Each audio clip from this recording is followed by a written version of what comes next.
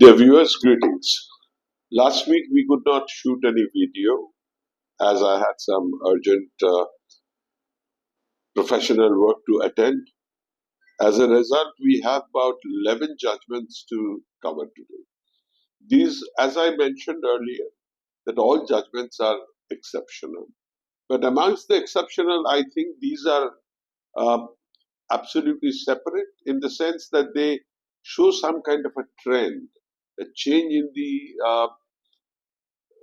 approach of the court, or they show some new direction. We will essentially be discussing on highlights. The cases are there. You'll have to, because if I spend if I spend 5 minutes on 10 judgments or 11 judgments, it will be 55 minutes with you, which will be impossible. So there is no option but just to stick to the highlights. Hope you like the video. So by this, we are shifting to the next part of the video. You can see guide2ibc.com on your screen. The first case which we are coming to is on, let us do personal insolvency first, and then we'll go to corporate insolvency. So first case, we are going to deal with section 95.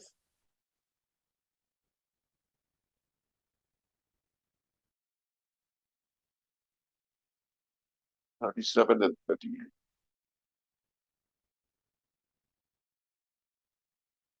Consent decree does not establish fresh financial liability. The court is unable to treat consent decree as a contract of guarantee document within the framework of IBC.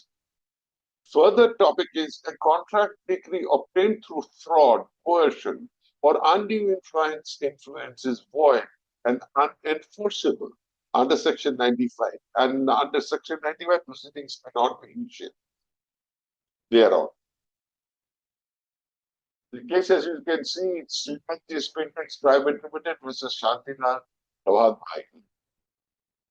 Now, in this case, what happened was Bank of Baroda had initiated CIRP process, which was turned down by NCLAT. But in the meanwhile, before it got turned down, promoters went to City Civil Court. They entered into a consent decree. They obtained a consent decree, and wherein they said that they're going to pay to the police in between state banking because they had personal guarantee there also. And in between these, one of the companies, they filed a Section 95 petition.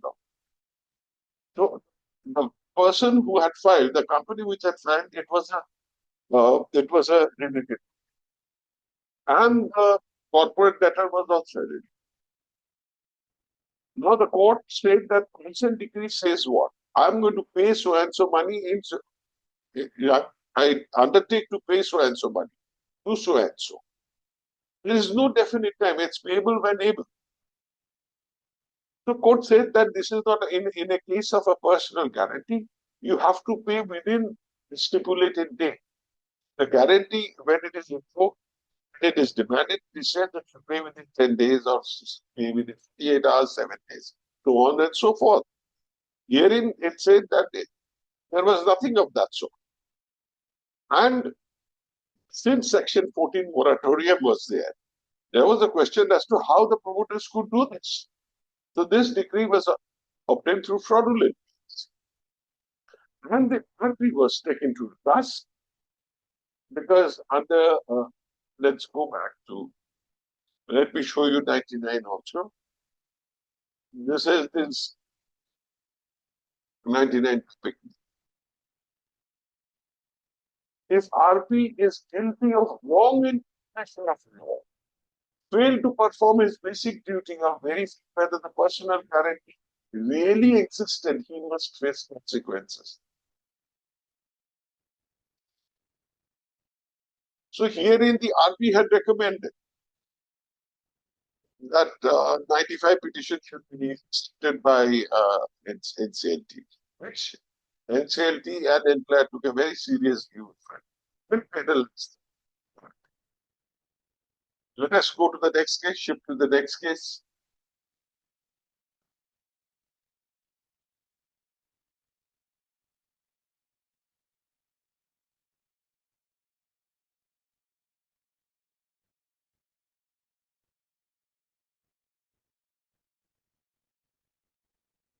No, this is more or less. This we know. This is Hoen International Funds SPC versus Raj Singhania. What happened was there was a sale as a going concern, and in which the petition moved. There was a wrong typing, which showed that personal guarantee was also taken over by the person, which is RP. The liquidator approached the court and asked the request of the court to make the correction. So the court did the correction as it is in part under Rule 11 and Rule 154 because it was an inadvertent error, and said that personal guarantee, like in repayment resolution plan, it does not absolve personal guarantee. Personal guarantee is separate, as stated in Lalit's judgment. So in this case also, the court said, even in this case also, personal guarantee cannot be taken over.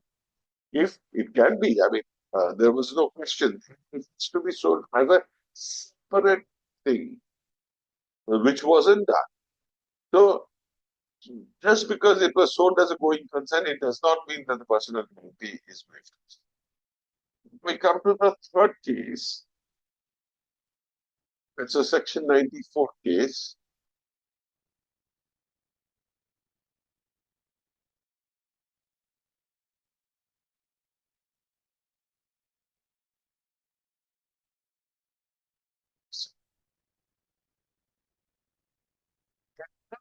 Notice under Section 13(2) makes a demand as per guarantee, agreement between parties. Notice must be treated as a notice of invocation of bank guarantee.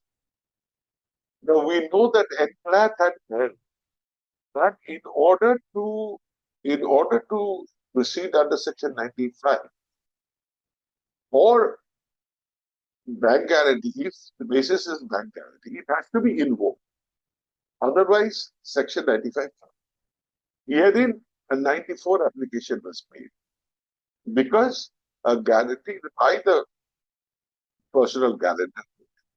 Now the question was whether the guarantee was invoked.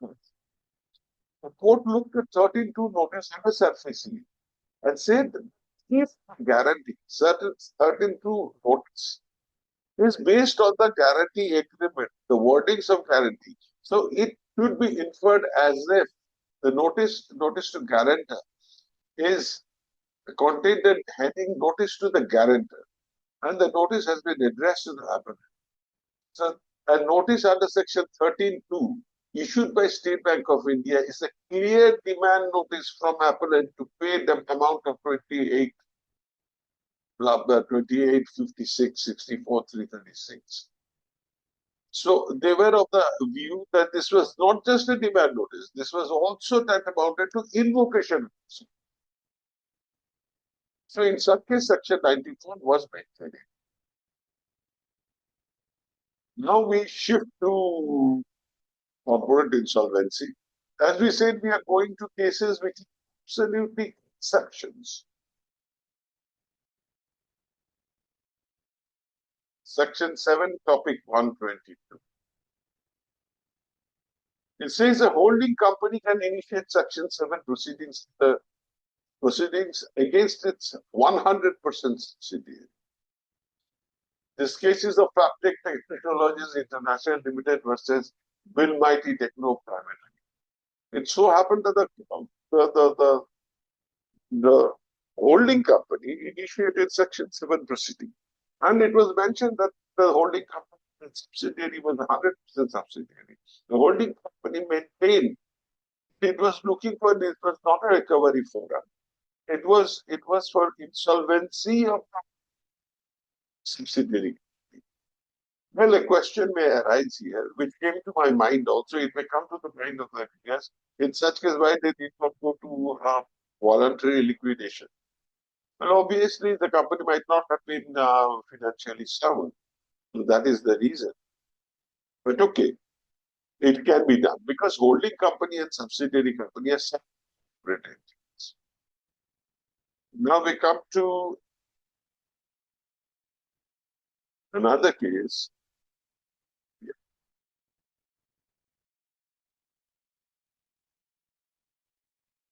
of regulation.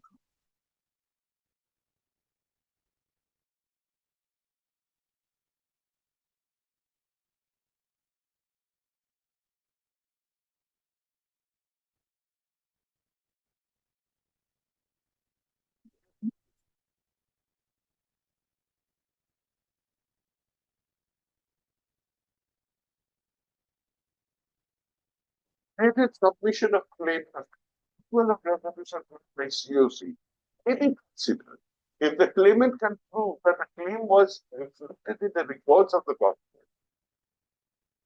Herein, you must mark the word.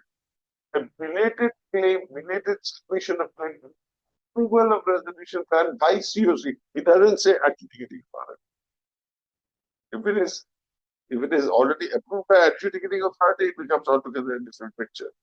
But it is approved by COC, yet approved by adjudicating authority. May be considered if claimant can prove that the claim was reflected in the records of the defendant.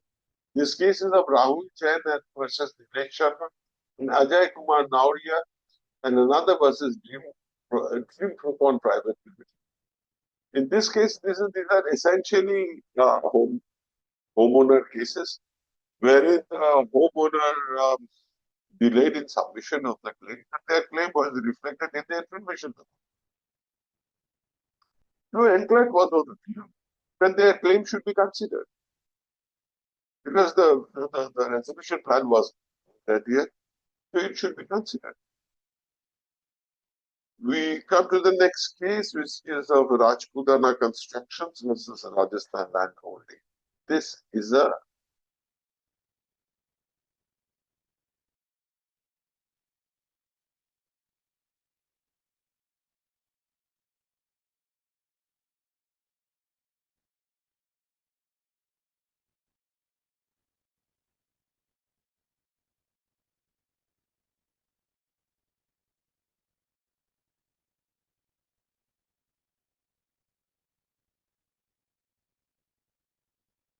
this particular case. What happened was this was an Ireland FS company in which Section 9 petition was moved and the company was being put under CI.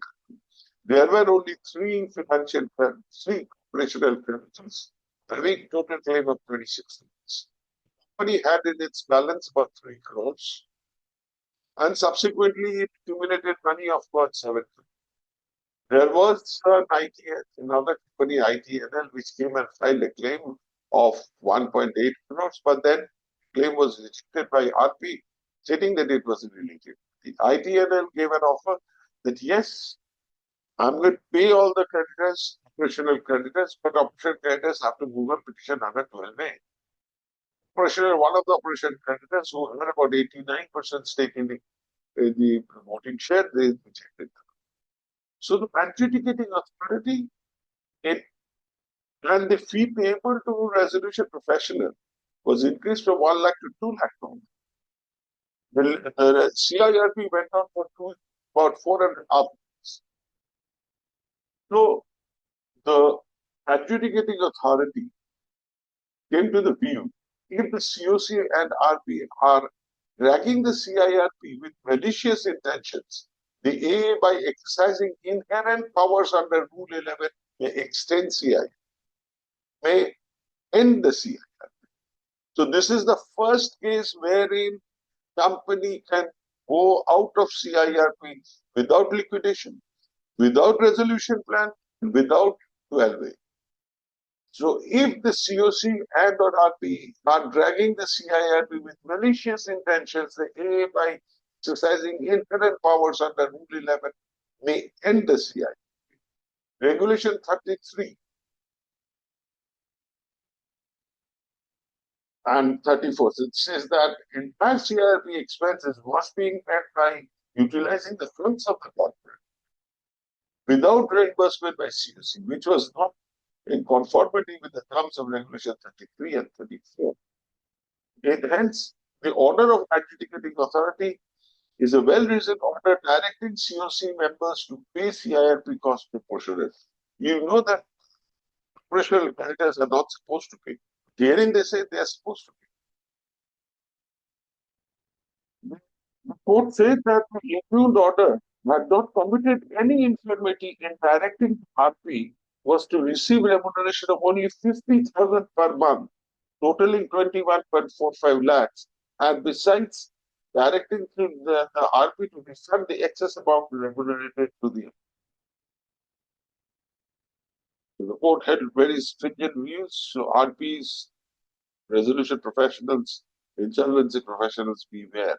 The court is coming heavily in case CIB process is being had and the remuneration is growing. Then in such case, the adjudicating authority can.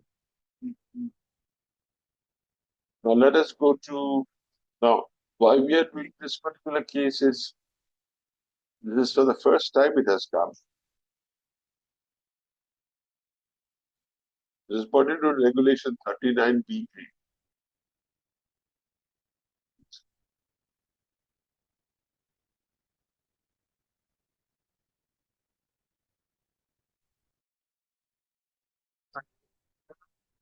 Pertaining to assessment of compromise. This particular case says that Shahid Ali versus Kuldeep Varma, even if the COC does not adopt any resolution under Regulation 39PA of CIB regulations, compromise or arrangement under Section 3 of Companies Act 2013, as specified in Regulation 2B is permissible.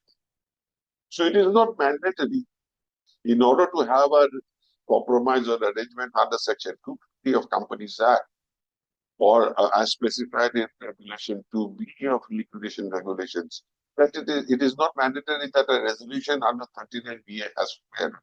So this is the first case of this nature, and that's why this is important. We should note this. Please go through this particular case. Now, another case which we are coming to is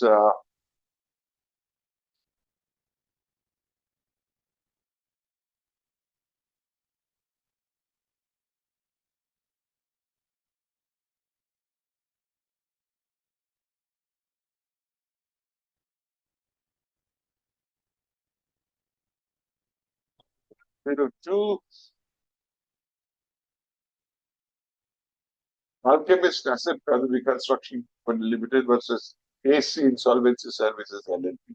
It says that with effect from 7/3/2024, Section 5 of competition is not applicable for 2 years when the value of assets being acquired, taken control of, merged, amalgamated is not more than 450 crores in India. Turnover is not more than 1,250 crores in India. So that means with effect from 7/3/2024, for 2 years, that means up to 7/6 March 2026, competition Section 5 of Competition Act will not be applicable. So when we are doing a resolution plan, we should take care of it. This is important. So we should keep this in mind. Now let us switch over to Section 60.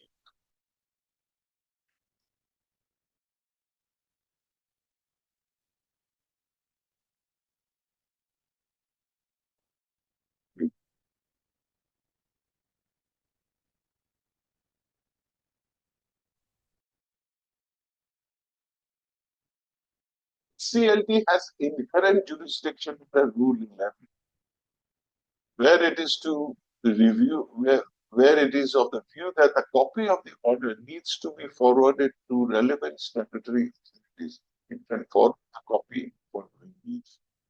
We know that this case pertains to Max Publicity Communications Private Limited versus Enviro Homes.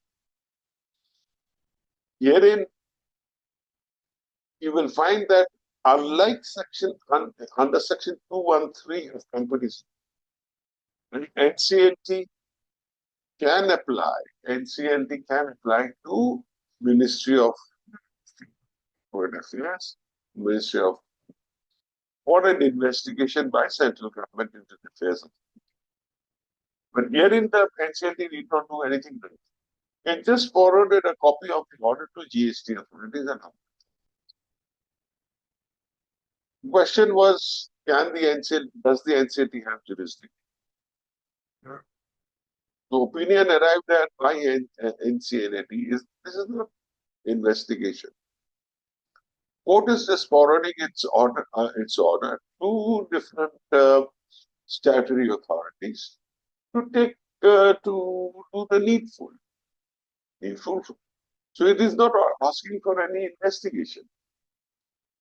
So court can forward relevant to statutory authorities for doing the needful. So this is not beyond section 213. This is a new dimension altogether. Now we come to a Supreme Court case.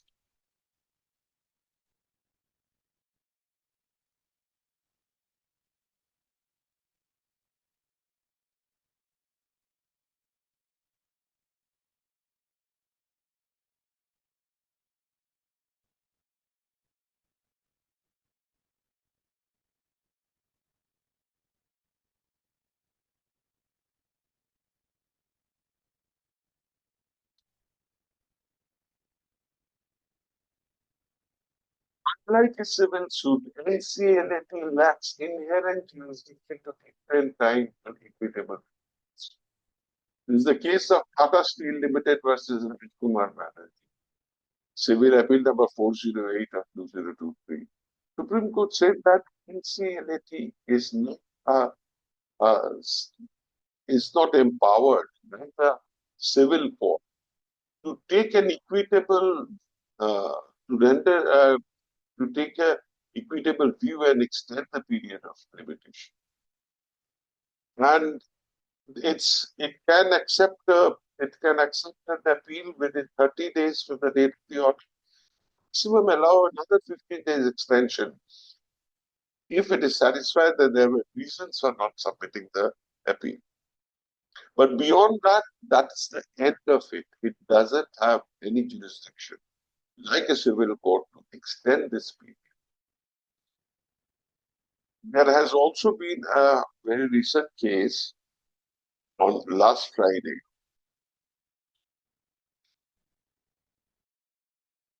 National Spot Exchange. So let us go to 238 and 14.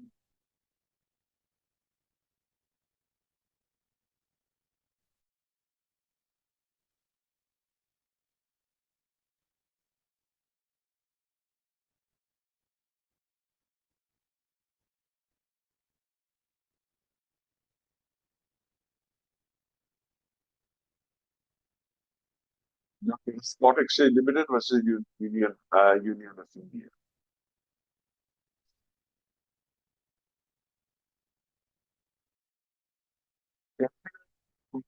Protection and Investors Depositors Act 1990. In this, the court had put some very interesting views, stating that it is not necessary that a central act has to, and the central legislature cannot be permitted to prevail over state legislation. The respective legislative power of union and state are traceable to Articles 245 and 254 of the Constitution. The state constitution is federal in structure and independent in its exercise of legislative and executive power. So it is wrong to say that a central act prevails over state. One has to look at purpose of the where it is applicable. Based on that, it has to take a view. From that point of view, it said that MPID was wrong. to state that, in fact, in section 14 also this is mentioned.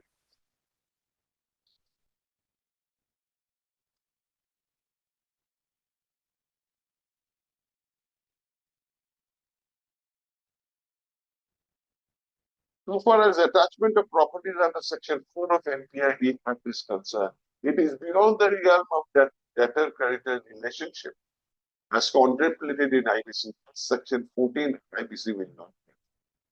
So this is a mighty shift in approach by Supreme Court from the convention. So Duncan Agrochem judgment and many other. This is a mighty shift. We have to look at it. Even in power, the court's mentioned court's verdict in Bush and Steel also. It had a mighty shift pertaining to power. I mean, the ambit of applicability Insolvency Bankruptcy Code over PML. So we have to now the shift of court is the shift of judgment is noticeable. One has to be very careful, study the case laws which are being regularly updated and move accordingly. So by this, we are shifting to the last point. We have come to the end of this presentation. Hope you will like it. We'll again return back next week with some good judgments. Stay well. Do take care. Bye for now.